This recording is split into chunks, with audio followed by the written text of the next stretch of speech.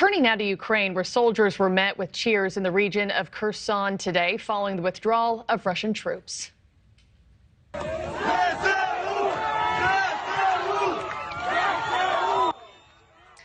Now, despite the celebrations, danger remains. Authorities are working to identify and neutralize mines that were left behind, and residents there are in desperate need of water, food. They need medicine. Joining us now is Senior Fellow for the Hudson Institute, Bryan Clark. Bryan, thank you so much for being with us here tonight. My pleasure, Marky. My first question to you, what does Russia's withdrawal from Kherson say about the landscape of this war?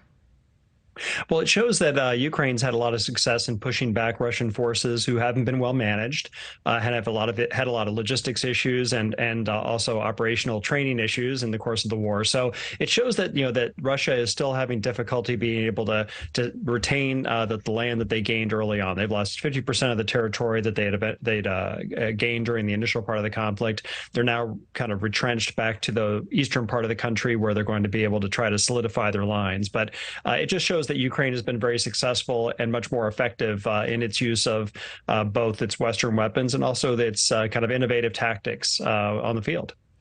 And Ukraine has cautioned that this retreat could actually, in fact, be a trap. What are your thoughts on that? Well, yeah, it's undoubtedly the Russians have let some kind of booby traps in the western part of the city on the western side of the Dnieper River. So as they withdraw to the eastern side of the river, they're probably going to leave landmines and other booby traps there. Also, once the Russian forces are on that eastern side of the river, they're going to be able to use the river as part of their defensive barrier. So they will try to lure the Ukrainians into overreaching and trying an offensive across the river that may result in a lot of Ukrainian casualties. And there's nobody that can really, put themselves in the mind of Putin, I guess, and know what he's going to do. But what, in your mind, what are the odds Putin does deploy a nuclear weapon? Well, it's likely that what Putin is trying to do is establish the best negotiating position he can to go into the winter, because if he can bring his forces to the eastern side of the river, solidify their holdings in the eastern part of the country, he could go into the winter and actually cause a frozen conflict, essentially, and keep the lines where they are, and then restart this conflict at a time when it's more convenient for him once he has reestablished his logistics lines, once he's reestablished his troop numbers. So that may be the plan here. And if we could, let's shift to next week's meeting between President Biden and China's leader Xi Jinping. What can we expect to come from this meeting between these leaders, do you think?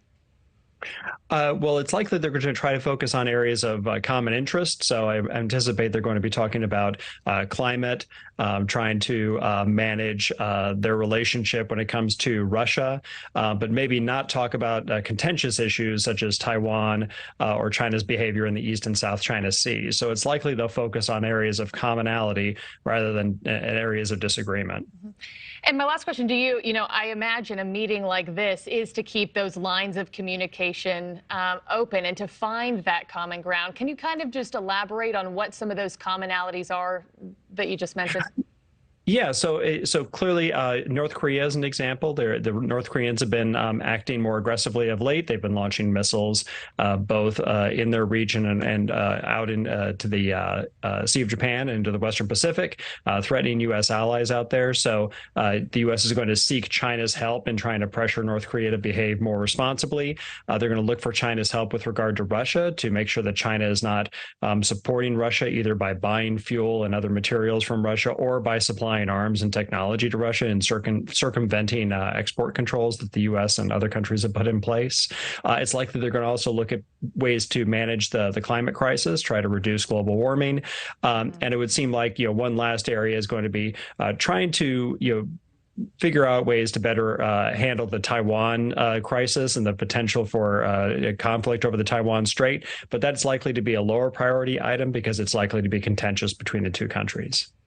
Okay, we'll see what comes on Monday and next week. Hey, Bryan Clark, thank you so much for joining us on your weekend. Oh, you're welcome, Marky. Thank you for watching. Go to newsnationnow.com to find News Nation on your television provider. And don't forget to click the red subscribe button below to get more of News Nation's fact-driven, unbiased coverage.